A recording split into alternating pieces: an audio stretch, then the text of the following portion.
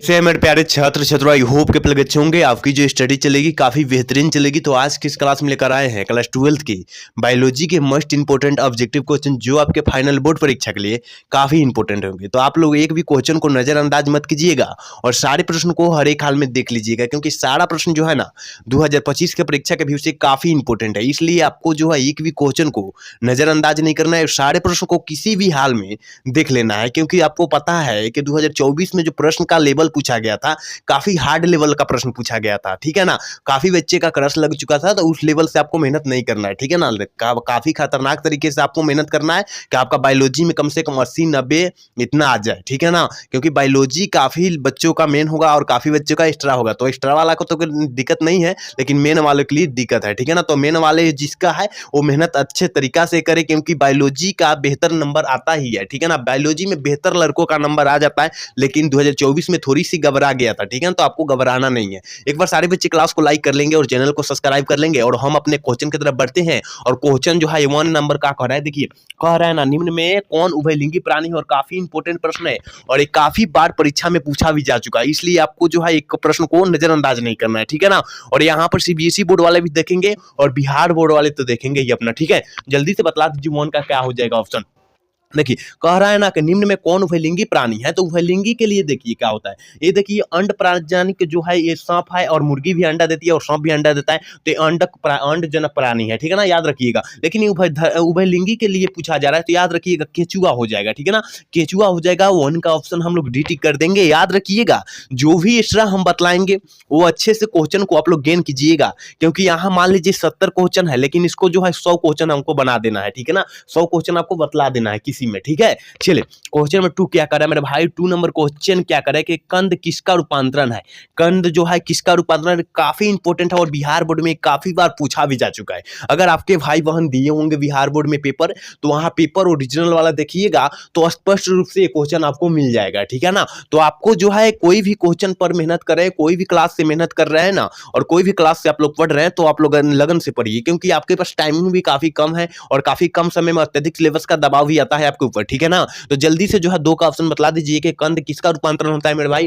तो याद रखिएगा उत्तन क्या संचायक जड़ का जो होता है क्या होता है, रूपांतरण होता है। तो ऑप्शन जो हो जाएगा 2 का ऑप्शन हम लोग ना क्या कर देंगे, डी टिक कर देंगे। एक भी क्वेश्चन को जो है ना हम लोग क्या करेंगे, नजरअंदाज नहीं करेंगे, ठीक है। चलिए क्वेश्चन नंबर 3 क्या करें मेरा भाई। कह रहे जेम्स यूलर निर्माण किसमें होता है। जेम्स यूलर निर्माण किसमें होता है, काफी इंपॉर्टेंट है भी प्रश्न है और काफी निचोड़ प्रश्न उठाया गया है। पूरा बुक से जो है ना निचोड़ प्रश्न उठाया गया है, जान जाइए, ठीक है। तो 3 का ऑप्शन बतला दीजिए कि जेम्स यूलर निर्माण किसमें होता है। तो याद रखिएगा 3 का ऑप्शन जो हो जाएगा ना वो डी हो जाएगा। यहाँ सीबीएसई बोर्ड वाले अपना देख लेंगे क्वेश्चन, ठीक है ना, क्योंकि यहाँ सीबीएसई बोर्ड वाले के लिए भी पढ़ाएंगे तो क्लास जो हो जाएगा काफी लंबा हो जाएगा और क्या होगा कि आपके लिए बोरिंग महसूस होने लगेगा। इसलिए हमको क्या कर रहे हैं, केवल इंग्लिश को हम लोग सीबीएसई बोर्ड वाले के लिए नहीं पढ़ा रहे हैं। आप लोग सीबीएसई बोर्ड वाले देख लेंगे यहाँ क्वेश्चन, क्योंकि सीबीएसई बोर्ड वाले ऐसे ही धुरंधर होते हैं, ठीक है। चलिए 4 नंबर क्वेश्चन क्या कर रहा है कि इनमें कौन नर युग्मक से संयोजन कर भ्रूण कोष बनाता है। कौन नर युग्मक से संयोजन कर भ्रूण कोष बनाएगा। तो याद रखिएगा 4 का ऑप्शन जो हो जाएगा डी हो जाएगा, क्योंकि द्वितीय का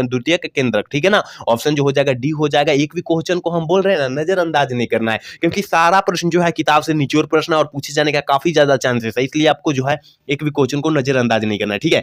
कह रहा है 5 नंबर क्वेश्चन के देखेंगे निम्न में से कौन जलीय जंगली घास नहीं है। जंगली घास कह रहा है, ठीक है ना, घास नहीं है, कह नहीं कर रहा है, घास है। जलीय जंगली घास कौन है। तो याद रखिएगा 5 का ऑप्शन जो हो जाएगा सी हो जाएगा, जलकुंभी मारिएगा। ऑप्शन जो हो जाएगा सी मारिएगा, बी और सी नत मारिएगा नहीं तो गलत हो जाएगा, ठीक है। केवल सी मारना है। जलकुंभी जो होता है जलीय जंगली घास होता है, याद रखिएगा आप लोग, ठीक है। एक बार सारे बच्चे क्लास को लाइक कर लेंगे, चैनल को सब्सक्राइब कर लेंगे और अपने दोस्त के पास शेयर भी कर लेंगे, वो भी क्लास का भरपूर लाभ उठाए, ठीक है। कह रहा है ना 6 नंबर क्वेश्चन करें कि निम्नांकित में से किस पौधे में स्वपरागण होता है। निम्नांकित में से किस पौधे में जो होता है स्वपरागण होता है। जल्दी से जो है 6 का ऑप्शन बतला दीजिए मेरे भाई क्या हो जाएगा। तो 6 का ऑप्शन जो हम लोग टिक करेंगे वो भी टिक करेंगे, ठीक है ना। द्विलिंगी होता है, याद रखिएगा, ठीक है। याद रखना है, एक भी क्वेश्चन को भूलना नहीं है। मात्र 2 महीना याद रखिए और उसके बाद अपना तो तैयारी करना है, तो तैयारी करना है, ठीक है ना। तो जल्दी से जो है 7 का ऑप्शन बतला दीजिए। कह रहे निम्नलिखित में से किस पौधे में प्रजातीय में बीज का उत्पादन असंग जनन द्वारा होता है। काफी इंपॉर्टेंट प्रश्न है। 7 नंबर जो प्रश्न है बिहार बोर्ड में काफी बार पूछा भी जा चुका है, इसलिए आपको जो है 7 नंबर प्रश्न पर काफी बार फोकस करना होगा, ठीक है। तो 7 का ऑप्शन क्या हो जाएगा, तो याद रखिएगा ऑप्शन जो हो जाएगा ये हम लोग टिक कर देंगे। ठीक है, मात्र 70 क्वेश्चन है, हम प्रयास करेंगे कि कम समय में क्या हो, खत्म हो जाए। ठीक है, कह रहा है 8 नंबर क्वेश्चन कह रहा है ना कि भ्रूण पोष क्या है, भ्रूण पोष एक प्रकार का क्या है, तो 8 का ऑप्शन क्या मारिएगा आप लोग, तो कहिएगा का सर भ्रूण पोष जो है त्रिगुणित है, मतलब 3n है, क्या है 3n है, ऑप्शन जो हो जाएगा हम लोग सी टिक कर देंगे। ठीक है ना, और सारा प्रश्न निचोड़ निचोड़ ही प्रश्न उठाया गया है, आपको जो है एक भी प्रश्न को क्या करना है, नजरअंदाज नहीं करना है। मान लीजिए कोई प्रश्न को छोड़ रहे हैं, अगर वही प्रश्न बिहार बोर्ड की परीक्षा में पूछ दिया तो वहां क्या करेंगे, वहां पर भी छोड़ना पड़ेगा, वहां पर नहीं छोड़ेंगे तो वहां गलत मार्क ही आएंगे, क्योंकि यहाँ क्वेश्चन अवेलेबल आप लोग छोड़े हैं। ठीक है ना, तो आपको छोड़ना नहीं है। ठीक है, चलिए क्वेश्चन नंबर 9 क्या करें, निम्न में से किसमें जल द्वारा परागण होता है, किसमें जो है जल द्वारा परागण होता है, तो याद रखिएगा 9 का जो ऑप्शन हो जाएगा सी हो जाएगा। हाइड्रिला में जो होता है जल द्वारा परागण होता है, ऑप्शन जो हो जाएगा हम लोग सी टिक कर देंगे। ठीक है ना, और यहाँ पर जल द्वारा कहिएगा क्या कि कमल में होता है, तो कमल में जल द्वारा परागण नहीं होता है मेरा भाई, कीट द्वारा होता है, ये भी साथ में आप लोग याद रखिएगा, कीट द्वारा। कमल में केवल कीट द्वारा होता है, लेकिन ये पानी में रहता है, लेकिन ये कीट द्वारा परागण इसमें होता है, याद रखिएगा, क्योंकि काफी बच्चा मार देगा कि जल परागण कह रहा है तो कमल ना हो जाएगा, गलत हो जाएगा, आपको गलत नहीं मारना है, याद रखिएगा आप लोग। ठीक है, चलिए क्वेश्चन नंबर 10 क्या कर रहे हैं मेरे भाई, कह रहे हैं इनमें से किसका पुष्पासन खाया जाता है, काफी इंपॉर्टेंट प्रश्न है कि किसका पुष्पासन खाया जाता है, याद रखिएगा सेब का पुष्पासन हम लोग खाते हैं, एप्पल का। ठीक है, एप्पल का क्या करते हैं, पुष्पासन हम लोग खाते हैं, ऑप्शन जो हो जाएगा 10 का वी हो जाएगा। चलिए क्वेश्चन नंबर 11 क्या कर रहा है मेरे भाई, कह रहा है कि गेहूं में परागण किसके द्वारा होता है, काफी इंपोर्टेंट प्रश्न है, और ये बिहार बोर्ड में काफी बार पूछा भी जा चुका है कि गेहूं में परागण किसके द्वारा होता है, तो आप लोग याद रखिएगा कि गेहूं में जो परागण होगा ना वायु द्वारा परागण होगा। ठीक है ना, कीट द्वारा नहीं मारिएगा, गलत हो जाएगा। ठीक है ना, और कीट द्वारा किस में होता है, कमल में होता है, गुलाब में होता है, कीट द्वारा होता है, याद रखना है। ठीक है, चले क्वेश्चन नंबर 12 क्या करें मेरे भाई, कह रहे अनुवंशिक कूट में कितने कूट होते हैं,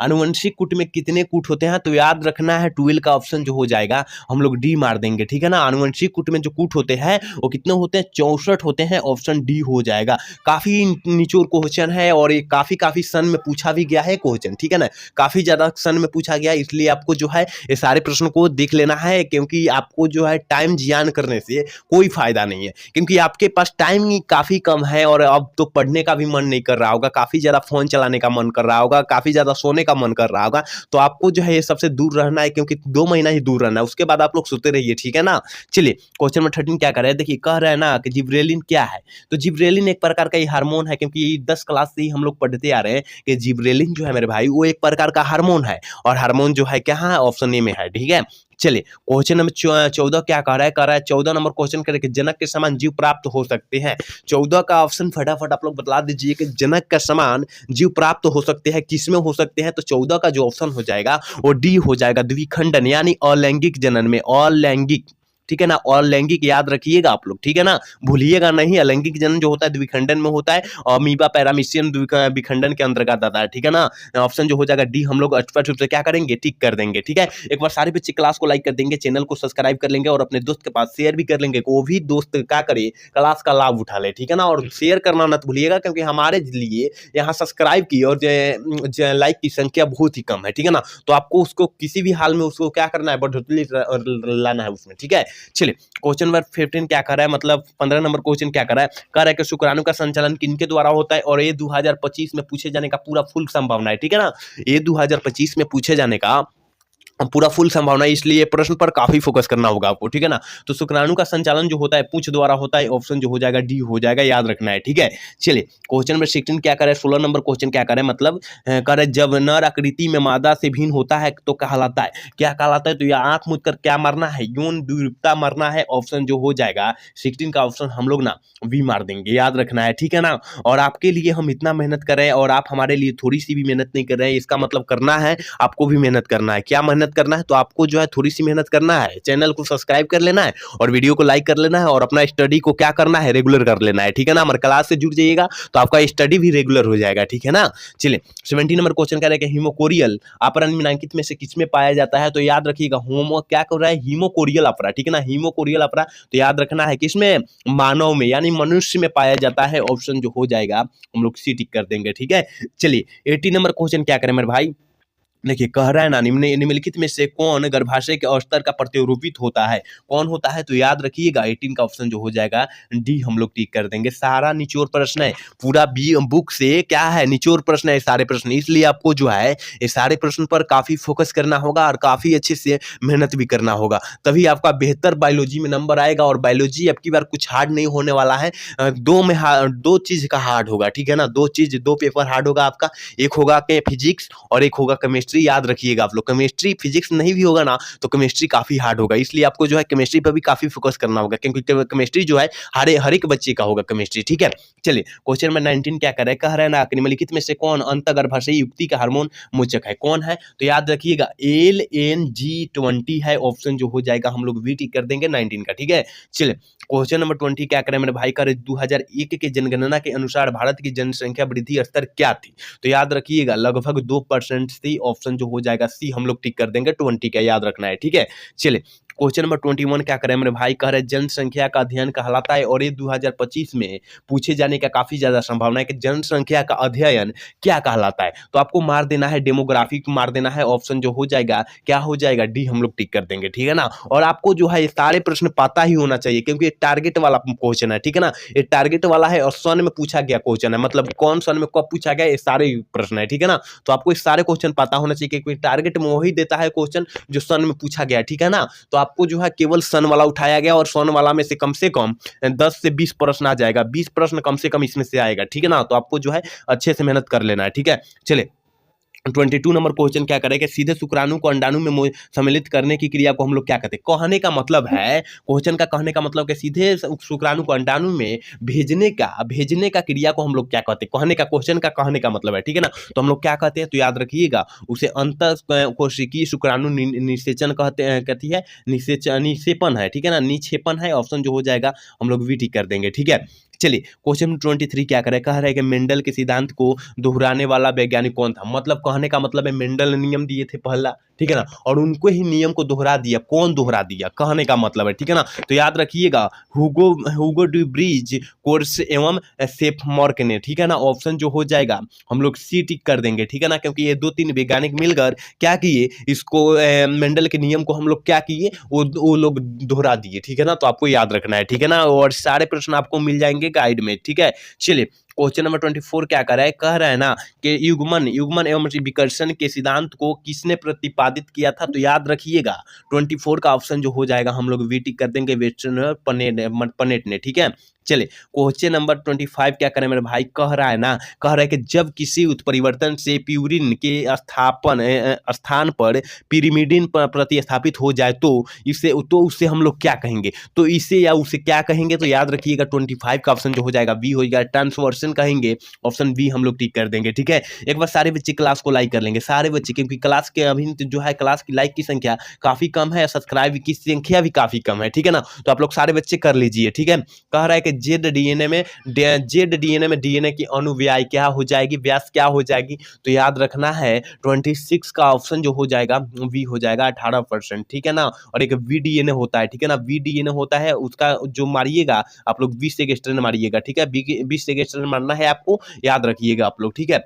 चलिए क्वेश्चन नंबर 27 क्या करें कि एमआरएनए का निर्माण होता है, देखिए एमआरएनए कहे या टीआरएनए कहे कोई अंतर नहीं पड़ेगा, इसी क्वेश्चन को है कहते हैं हम लोग एमआरएनए या टीआरएनए, क्योंकि ये जो होता है अचर है, अचर कुछ भी लग सकता है, टी सी कुछ भी लग सकता है, लेकिन एम लगता है ज्यादा, टी लगता है और सी लगता है ज्यादा, ठीक है ना, क्योंकि इससे कुछ संबंधित है, ठीक है। तो 27 का ऑप्शन क्या हो जाएगा? तो ऑप्शन याद रखिएगा सी हो जाएगा, केंद्रक हो जाएगा, ठीक है। चलिए 28 नंबर क्वेश्चन कर रहे हैं ना, आरएनए के किस रूप की संरचना त्रिपर्शी जैसी होती है? और काफी इंपोर्टेंट प्रश्न है 28 नंबर, तो जल्दी से बतला दीजिए क्या हो जाएगा। तो यहाँ पर देख लीजिए क्या कर रहा है, टीआरएनए का, ऑप्शन डी हम लोग टिक कर देंगे, ठीक है।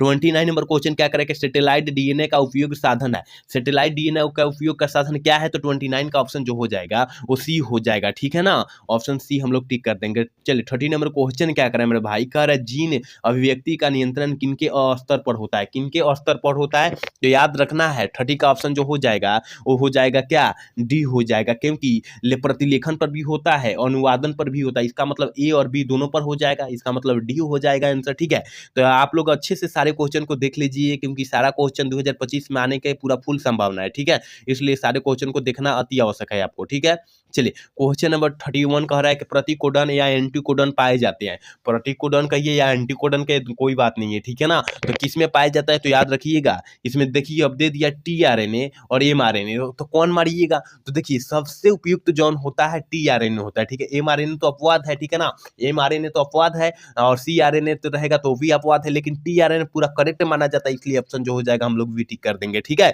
चलिए क्वेश्चन नंबर 32 क्या कह रहा है कि जंग डीएनए किनको कहा जाता है, जंक डीएनए किसको कहा जाता है, तो याद रखना है 32 का ऑप्शन जो हो जाएगा बी हो जाएगा, नॉन कोडिंग क्रम को कहा जाता है, ऑप्शन बी हम लोग टिक कर देंगे। ठीक है, एक भी क्वेश्चन को नजरअंदाज नहीं करना, हम बार बार यही बात बोलते हैं कि एक भी क्वेश्चन को नजरअंदाज नहीं करना है, किसी भी हाल में किसी भी परिस्थिति में सारे क्वेश्चन को देख लेना है, क्योंकि यही सारे प्रश्न पूछे जाते हैं बिहार बोर्ड में, कोई अलग से प्रश्न पूछे नहीं जाते हैं।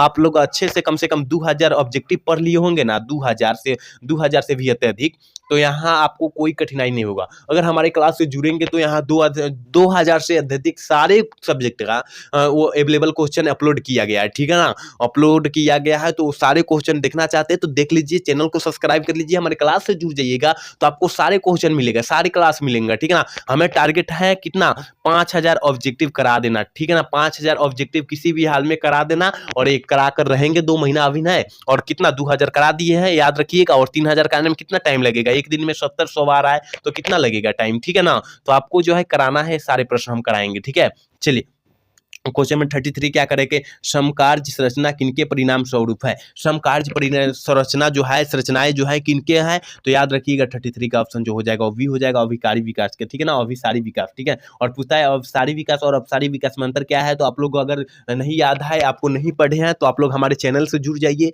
वहाँ आपको जो है अवेलेबल आपको सब्जेक्टिव क्वेश्चन को नोट्स दिया जा रहा है। ठीक है ना, चलिए 34 नंबर क्वेश्चन क्या करें कि पादपों तथा जंतुओं के बीच की कड़ी को माना जाता है, किसे माना जाता है, तो याद रखिएगा 34 का जो ऑप्शन हुआ हम टिक करेंगे, वो क्या टिक करेंगे, सी टिक करेंगे, एगुलिना को कहते हैं। ठीक है, एक बार सारे बच्चे क्लास को लाइक कर लेंगे, एक बार सारे बच्चे क्लास को लाइक कर देंगे और चैनल को सब्सक्राइब भी कर लेंगे, जो क्लास में नए जुड़े हैं और जो पुराने जुड़े हैं दोनों बच्चे के लिए कहा जा रहा है। ठीक है, चलिए 35 नंबर क्वेश्चन करेगा मनुष्य के विकास का आयु किनके द्वारा मापी जाती है, तो याद रखिएगा कार्बन डेटिंग द्वारा, अगर मनुष्य के कह दिया तो किससे मानेंगे, कार्बन डेटिंग द्वारा मार देंगे, ऑप्शन जो हो जाएगा 35 का ऑप्शन जो हो जाएगा बी हो जाएगा, याद रखिएगा। ठीक है ना, चलिए क्वेश्चन नंबर 36 क्या करें कि डायनासोर है, डायनासोर क्या है, तो एक प्रकार का याद रखिएगा सम्मिश्रित प्राणी है, तो याद रखिएगा ऑप्शन क्या हो जाएगा, ऑप्शन बी हो जाएगा, क्या विलुप्त सरीसृप प्राणी है, ऑप्शन जो हो जाएगा बी हम लोग टिक कर देंगे, और ये प्रश्न पर काफी याद रखिएगा आप लोग और फोकस भी करिएगा। ठीक है, चलिए क्वेश्चन नंबर 37 कह रहा है कि the origin of a species पुस्तक किसने लिखी है, तो याद रखना है 37 का ऑप्शन जो हो जाएगा ये हो जाएगा चार्ल्स डार्विन द्वारा लिखा गया है,